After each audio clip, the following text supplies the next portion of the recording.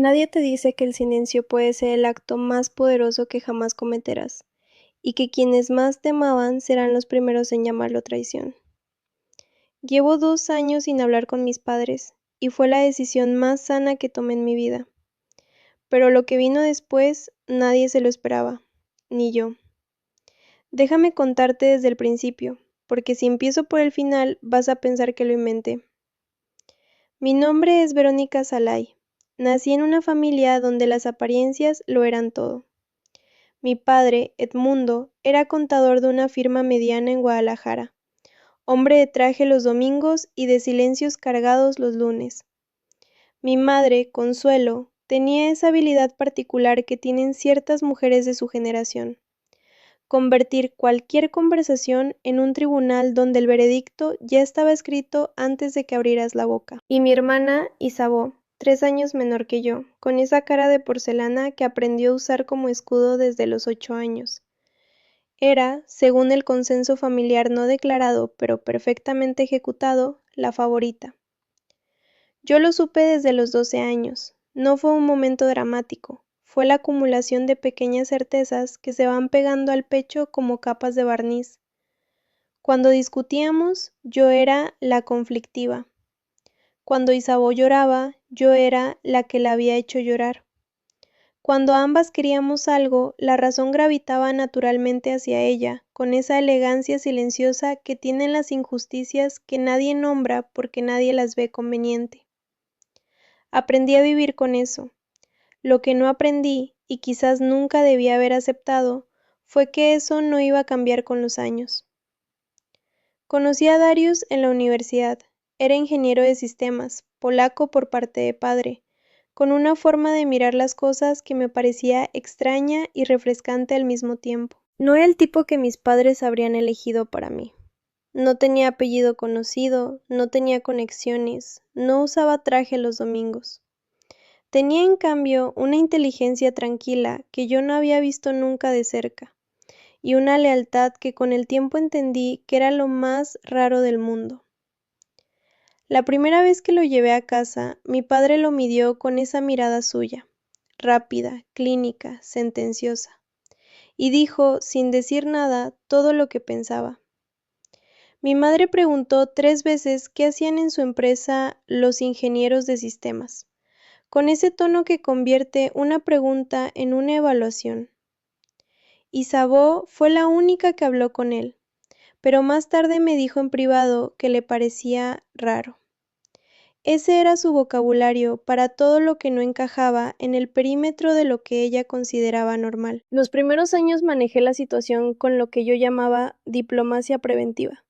No invitaba a Darius a cada reunión familiar, no reportaba nuestras discusiones a mis padres. Construía una pared de vidrio entre las dos esferas de mi vida, transparente pero presente. El problema con las paredes de vidrio es que no aguantan para siempre. La fractura llegó gradual, como suelen llegar las cosas importantes, sin anuncio, sin drama inicial, con la modestia traicionera de lo cotidiano. Isabeau se separó de su novio de 5 años, un hombre perfectamente decente llamado Renato, y decidió, por razones que nunca me quedaron del todo claras, que yo era de alguna manera responsable. Había yo, según su versión, dicho cosas a Renato en una cena de cumpleaños que habían plantado dudas en él. Lo que yo había dicho, en realidad, era preguntarle si seguía estudiando el posgrado que mencionó el año anterior. Una pregunta. Una. Pero Isabeau construyó con esa pregunta una narrativa de sabotaje tan elaborada que incluso a mí me asombró la arquitectura. Mis padres, naturalmente, la escucharon. No me llamaron para preguntarme. No hubo un momento de, oye, ¿qué pasó realmente? Hubo, directamente, un silencio frío de mi madre en WhatsApp y una llamada de mi padre donde me dijo, con esa voz suya de veredicto inapelable, que yo tenía una forma de herir a la gente sin darte cuenta. Intenté explicarme, 2 veces, 3. Cada explicación era recibida como evidencia adicional de mi culpa. Si me defendía, era porque no quería asumir responsabilidades. Si mostraba frustración, era porque era agresiva. Si lloraba, era manipulación emocional. Era el laberinto perfecto, diseñado sin querer, o quizás con toda la intención del mundo, para no tener salida. Lo que vino después lo recuerdo con esa nitidez extraña que tienen los momentos que te cambian. Mi graduación de posgrado, 5 años de trabajo, una tesis sobre análisis de riesgo financiero, que me había costado 2 mudanzas, una crisis de ansiedad documentada y 2 veranos sin vacaciones. Habían confirmado que irían. Mi madre incluso preguntó el código de vestimenta. No fueron. El mensaje llegó esa mañana, 2 horas antes de la ceremonia, redactado con esa formalidad afectada que mi madre usaba cuando quería parecer razonable. Que Isabeau estaba pasando un momento muy difícil y que, como familia, necesitaban estar con ella. Ningún detalle sobre qué momento, ninguna disculpa real, solo la arquitectura habitual del sacrificio ajeno presentado como amor propio. Darius estuvo a mi lado en esa ceremonia, tomó fotos, aplaudió. Después me llevó a cenar a un restaurante que había reservado con semanas de anticipación y me dijo, con esa calma suya que a veces me irritaba y esa noche me salvó. No necesitas su permiso para haber logrado esto. Pero lo peor no fue la ausencia. Lo peor vino 3 semanas después, cuando mi tía Remedios, hermana de mi madre, mujer que nunca aprendió a guardar silencio, me llamó para decirme que en la reunión familiar del domingo habían hablado de mí, que mis padres habían explicado su ausencia diciéndole a todo el mundo que yo no estaba bien emocionalmente y que la relación con Darius me había afectado el juicio, que yo había exigido que fueran solos y dejaban de ver a Isabeau, cosa que nunca ocurrió, ni en pensamiento, que estaban preocupados por mi salud mental, que yo estaba mentalmente inestable. Esa frase específica. La escuché de boca de mi tía, con esa voz de quien transmite algo que le genera incomodidad, pero no lo suficiente como para no transmitirlo. Y algo en mi interior hizo un sonido parecido al de una cerradura que se cierra, no con violencia, con precisión. Esa noche le dije a Darius lo que había decidido. Él no intentó disuadirme ni convenirme. Me preguntó si estaba segura. Le dije que sí. Me preguntó qué necesitaba de él. Le dije que siguiera siendo lo que era. Y al día siguiente escribió un mensaje, uno solo, sin acusaciones, sin dramaturgia, donde les decía a mis padres que no iba a tener contacto con ellos por tiempo indefinido, que la decisión era mía y que no requería su comprensión, solo su respeto. Mi madre respondió con 3 mensajes seguidos. El primero era una pregunta, el segundo era una acusación, el tercero era un versículo bíblico. No respondí ninguno. Lo que nadie te explica del silencio elegido es que tiene una textura que cambia con el tiempo. Los primeros meses son duros de una manera que no esperaba. No el dolor del conflicto, sino la extrañeza de su ausencia. El teléfono que no suena, la obligación de los domingos que de pronto ya no existe. La culpa, esa culpa sorda, sin objeto concreto, que aparece en los momentos más inesperados, mientras cocinas o manejas o estás a punto de dormirte. Pero con los meses esa textura cambia, se vuelve más limpia. El aire dentro de casa se siente diferente. Las discusiones con Darius, que las teníamos como cualquier pareja real, ya no tenían el peso invisible de voces ajenas encima. Empecé a tomar decisiones sin el filtro automático de ¿qué van a pensar? Empecé a notar cuánta energía había gastado durante años en gestionar las percepciones de personas que no me veían. Construí, en esos 2 años, la versión más honesta de mí misma que había conocido. No fue un proceso romántico.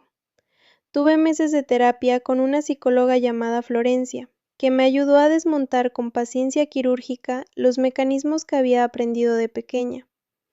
La hipervigilancia emocional, la tendencia a asumir culpa como gesto de paz, la confusión entre amor y rendición. Hubo semanas donde el progreso parecía inexistente. Hubo noches donde extrañaba no a mis padres como eran, sino a los padres que alguna vez imaginé que podían ser. Pero me mantuve firme. No porque fuera especialmente fuerte, no lo soy, nunca lo he sido, sino porque la alternativa, volver al patrón anterior, Me parecía una forma de traicionarme que no podía permitirme.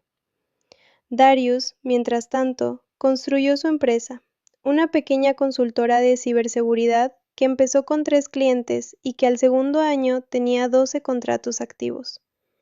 El hombre que mis padres habían catalogado como un fracaso, esa expresión, me enteré después por mi tía, también había circulado en las reuniones familiares. Estaba construyendo, con su inteligencia tranquila y su trabajo constante, algo que yo admiraba genuinamente. Fue en el mes 23 de mi silencio cuando llegó el sobre. Lo recogí del buzón un martes por la mañana, entre un recibo de luz y un catálogo que nadie había pedido. Tenía membrete de un despacho jurídico. Nombre completo: Despacho Vargas Quintanar y Asociados. Dirección en Guadalajara. Destinataria: Verónica Salay de Kowalczyk. Lo abrí con esa cautela que se tiene cuando algo parece demasiado formal para ser cotidiano. La carta era de 2 páginas. La primera era lenguaje jurídico denso, el tipo de prosa que está diseñado para que quien la lee sienta que necesita a alguien más para interpretarla. Pero yo había pasado años analizando contratos financieros. El lenguaje opaco no me intimida, me obliga a leer más despacio, que no es lo mismo. La segunda página era más clara. Mi padre, Edmundo Salay Fuentes, había redactado un testamento nuevo hacía 18 meses. En ese testamento había excluido a Isabeau de cualquier participación en el bien inmueble principal de la familia, la casa donde crecimos, valorada en ese momento en 4.200.000 pesos. Las razones no estaban detalladas en la carta, esas quedaban en el documento original, pero la consecuencia sí. El inmueble pasaba en su totalidad a mi nombre al momento del fallecimiento. Pero había una cláusula. Para que el testamento fuera ejecutable tal como estaba redactado, mi firma era necesaria en un documento de aceptación y conformidad. Sin mi firma, el proceso legal se complicaba de maneras que el abogado describía con eufemismos, pero cuyo significado era claro. Isabeau podría impugnarlo. El abogado, un hombre de voz medida llamado licenciado Oropesa, me había llamado esa mañana para saber si había recibido el sobre. Estábamos en el teléfono cuando terminé de leer la segunda página. Hubo un silencio. Y entonces me reí. No fue una risa planeada ni una reacción performativa. Fue ese tipo de risa que viene del centro del cuerpo cuando algo es tan inesperadamente exacto que el sistema nervioso no encuentra otra respuesta. Me reí de esa forma que ocurre muy pocas veces en la vida adulta, sin cálculo, sin audiencia, completamente real. El licenciado Oropesa, al otro lado de la línea, esperó un momento y después preguntó, con una delicadeza profesional que le agradezco: ¿Se encuentra bien, señora Kowalczyk? Le dije que sí, que perfectamente bien, que solo necesitaba un momento. Lo que estaba procesando, mientras reía, no era triunfo, no era venganza, no era esa satisfacción amarga y un poco vergonzosa que tienen las historias de justicia poética cuando se cuentan en voz alta. Era algo más complicado y, en cierta forma, más triste. La comprensión de que mi padre, ese hombre de silencios cargados y trajes dominicales, había visto algo que yo no sabía que había visto, que en algún momento, en alguna conversación que no presencié, en alguna noche que no conozco, había llegado a una conclusión que lo había llevado a sentarse con un abogado y reescribir el documento más importante de su vida. No sé qué pasó entre él e Isabeau en esos 2 años.